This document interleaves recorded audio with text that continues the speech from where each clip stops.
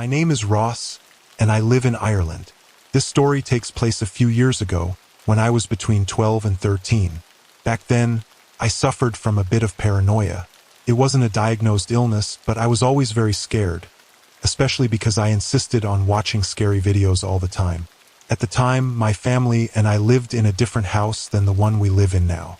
Our current home is isolated in the countryside, while the old one was also in the country, just a 2-minute walk away, but situated in an estate. Our old house had no history of paranormal incidents, and we were the first family to live there, as it was a new estate.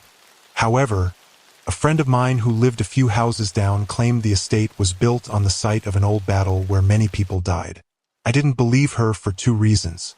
Firstly, she said it was a World War II battle, but Ireland wasn't involved in World War II. Secondly, she loved telling me and my sister scary stories, always having something new to frighten us with. Despite my skepticism, there was one fact I couldn't ignore.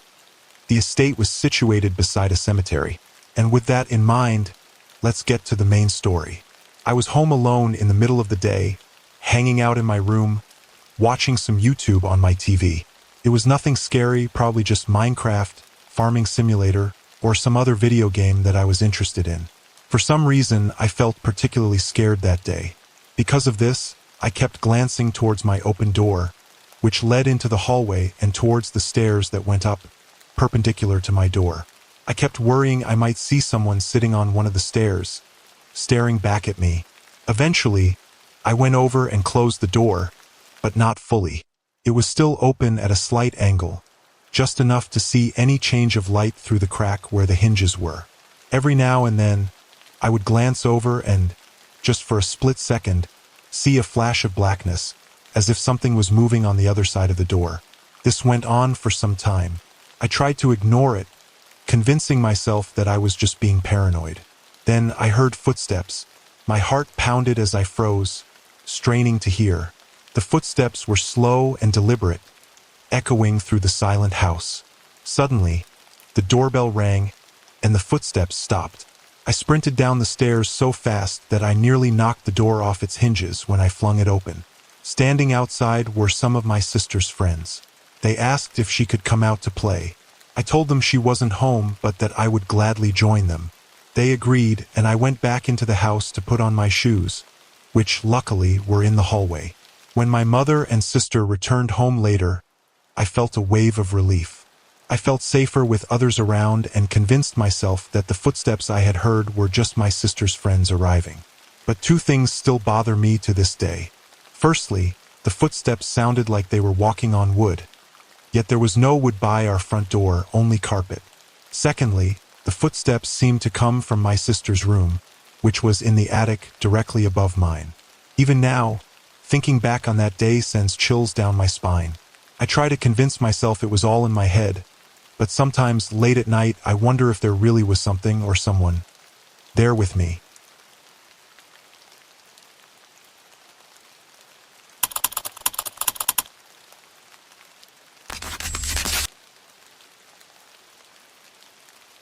It was 1977. I had taken time off work to have a baby and stay home with her. But I still needed an income, so my mother hired my younger sister and me to do the dirty, back-breaking work in her shop while she took care of her first infant granddaughter. My sister and I worked at our mom's antique store one summer day. Mom had just gotten a truckload of European oak furniture that needed to be cleaned and polished, have the handles screwed on, and so forth. A nice-looking young man came into the store and started talking to my sister, who was 17 at the time. He introduced himself as Ted Smith, and we laughed and said we must be related as Mom's maiden name was Smith also. He chatted both of us up but focused on Sis for the most part. He purchased an armoire but said he'd have to go get his truck since at the moment he was driving his VW Bug. An old VW Bug. He then asked my sister and me if we wanted to go out to dinner that night with him. We were sweaty and dirty from work. I had a baby to care for, and has already had a boyfriend. So we said, thanks, but no thanks, Ted. He asked me to ride with him to get his truck so he could drop his Bug off at the auto shop for repairs. But by that point, I had to get home to my infant right away because I was still nursing her and I thought my breasts were going to begin leaking at any minute. However, he wouldn't give up trying to get one or both of us away from the shop. He said he could come back about 10 o'clock that evening for his armoire and asked whether one or both of us be there. We replied, "No, we close the shop at 6, and we both have places to be tonight." He was persistent. "How about tomorrow night?" "No, we close at 6 o'clock, except on Saturdays, when we close at 4 o'clock. He asked whether one of us could meet him early in the morning, like at 5:30 a.m., but neither of us wanted to. He was getting to be a bit creepy, and Sis and I were eye-rolling at each other. Eventually, he said he was sorry, but he couldn't buy the armoire if we couldn't be flexible. We hated to give up the sale, but after he had been there for 2 hours, we thought he was just looking and taking up our time. We still had a lot of work to do on the furniture that had just arrived in the shop. Finally, we just wanted to finish our work and go home. At 6 p.m., as we were leaving, his VW Bug was parked outside, and he asked us whether we wanted to go for coffee. He especially wanted my sister to go. We said, "Thanks, Ted," but no thanks, as we said earlier, we have plans. But he continued to be insistent. Finally, I said, "Sis, let's go. I'll take you home." Even though she had her car there, for some reason I didn't want to leave her to drive home alone with this guy around. So he drove off in his Bug, and we didn't think of it again. Until the next year, when this picture appeared in the paper. Ted Bundy. It still sends chills up my spine, writing this, and Sis and I talk about it occasionally. We were two lucky young women that day. If either of us had agreed to go, we would have been raped and murdered like the at least 30 other women Bundy kidnapped.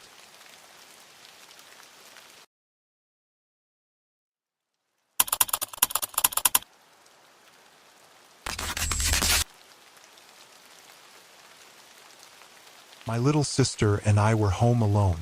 Our parents had just left for a quick grocery run, and as soon as they pulled out of the driveway, my mom texted me. Her message was unsettling. Our weird old neighbor was sitting outside on his driveway, watching the neighborhood intently. She urged me to lock the front door immediately. I didn't hesitate.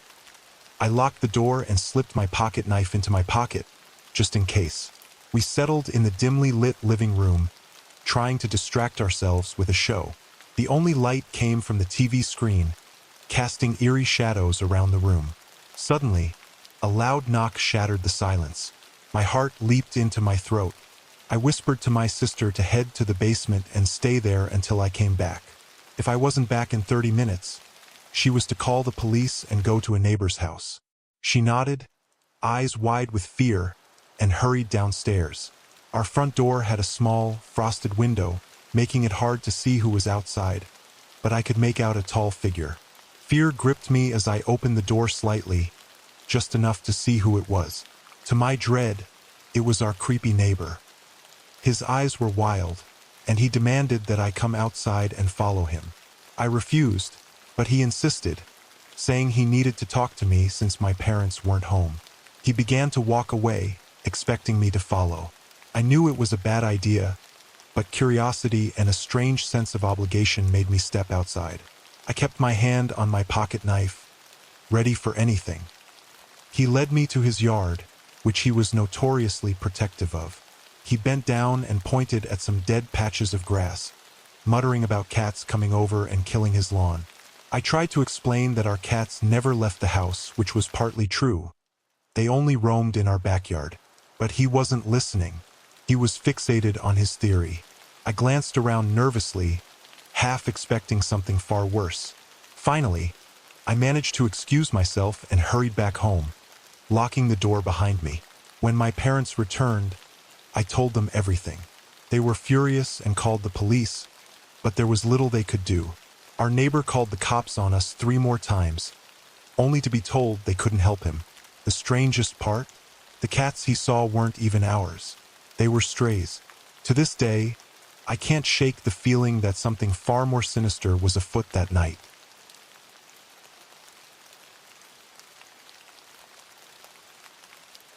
Hey, hope you like this video. If yes, then don't forget to like this video and subscribe to our channel. It would help us a lot. Also, if you have any of your personal incident, then you can share it with us on the mentioned Gmail account in description. And with that said, we will meet you in the next spooky video. Till then, peace out.